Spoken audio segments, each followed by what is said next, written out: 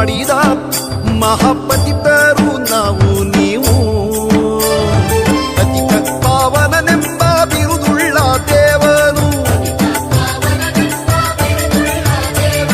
ಶಿತಿಯೊಳು ಉತ್ತಮ ಗತಿ ಪೋರೆಂದು ಜಿನ್ನ ಭಜನೆ ಮಾಡೋಣ ಬನ್ನಿರೋ ಜಿನೇಶನ ಭಜನೆ ಮಾಡೋಣ.